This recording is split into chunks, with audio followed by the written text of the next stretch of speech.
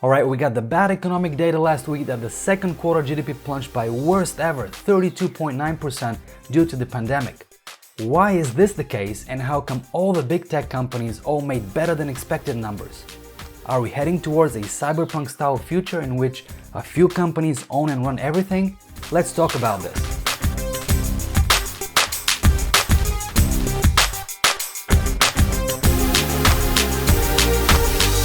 Welcome to another episode of Investing with Kurt. Let's talk about what happened last week. First of all, we had the anticipation that the results were going to be bad for the second quarter. Analysts were already giving us hints that the economic data seems to be pretty bad despite what is happening in the stock market. Let's look at ABC News, stepping away from pure financial channels, and what they say is that there was a huge plunge in consumer spending as people stayed home and avoided shopping, traveling and dining out. But as the virus raged, it sent the economy sinking at 32.9% in the second quarter of 2020. That will be more than triple than the previous worst quarterly economic fall of 10% drop set in 1958. Think about that, more than triple economic fall for a quarter. Depressed activity in such areas as business investment, home construction, and government spending also likely contributed to the worst quarterly contraction on record dating back to 1947. Now, that's looking back at the past quarter. However, most analysts expect the economy to manage a sharp bounce back in the current quarter, perhaps as much as 17% or higher on an annual basis. So that's a bit more positive outlook than what we just experienced, and let's hope that is the case. Yet, with the current rate of confirmed coronavirus cases now rising in many of the states, most businesses are being forced to again pull back on reopenings or shut down again, and the Republicans proposing to scale back the government's aid is not helping. The economy could worsen in the months ahead. So it is a bit hard to say what will happen. Seung-Won Son, a business and economics professor at Loyola Marymount University in Los Angeles, says, "If you tell me what will happen with the virus, I will tell you what will happen to the economy." At the moment, we're seeing rollback and slowing in activity because of the upsurge in virus cases.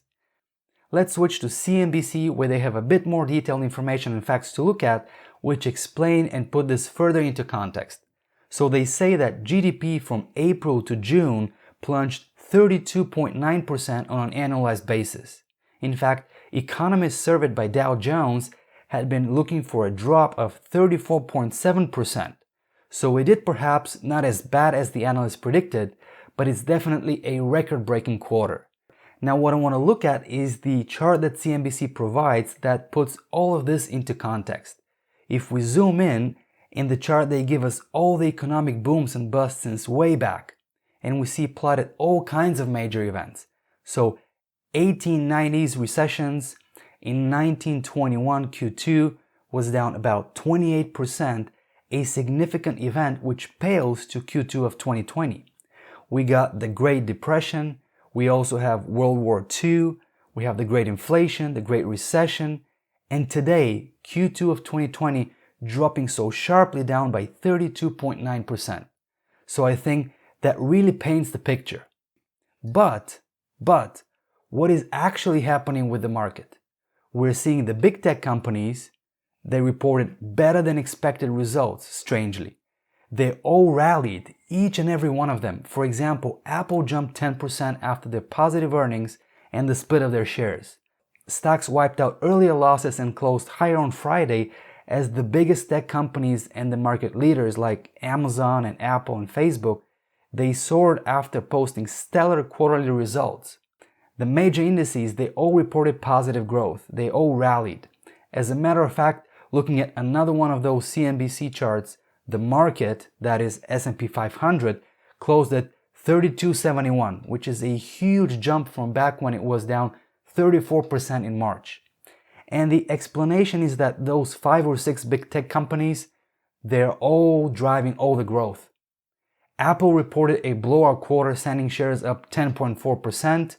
They reported sales expanded by 11%. Amazon jumped 3.7%. Facebook shares rallied more than 7% because they reported revenue growth of 11%. Alphabet also posted better than expected earnings. So, are we heading towards a cyberpunk-style future in which a few companies own and run everything? That is kind of scary, isn't it? These companies have one thing in common. Their market cap is above 1 trillion. They're all fairly diversified, some more, some less, but they certainly don't rely on one single product to exist. Apple used to sort of rely on the iPhone sales alone, but they quickly shifted and started diversifying with services and other products, and they managed really well. What's scary is that it's actually almost impossible to open a business nowadays without having to deal with at least one of these companies. That's how sticky they've become in our personal and business lives. Whenever a competition emerges, they can just kill it with money, either by simply buying the competition or making their own product superior. Look at Microsoft, for example. Last week they announced they'll be buying TikTok, another example where big tech company simply swallows the competition and basically get the offering that they don't have. And that lock-in that they managed to create, people are just not willing to change. As long as something just works, people don't want to change for minor benefit of using another product. It feels like these companies have gotten stronger and stronger enough to ensure that nobody else is ever offering something vastly superior. Yet, you never know what could happen. There are plenty of examples such as Yahoo, AOL, MySpace, if you remember that, BlackBerry is a phone product company. They all dominated the market for a certain time, but nothing lasts forever. So we'll have to see, what will turn out with the current big tech giants. Let me know what you think in the comments, by the way. Do you believe the FANG stocks will continue to grow and basically remain on top of, say, for the next 10 years? I want to hear your opinion. Alright, thank you guys for watching. I hope you learned something new today on investing. If you enjoyed the video, make sure to destroy the like button. And as usual, if I missed anything, drop it down in the comment section below. And if you're new here, please subscribe for more videos on real investing advice.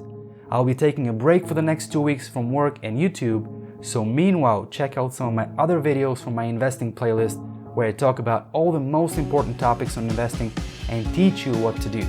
So, until next time, stay the course and keep investing on a regular basis.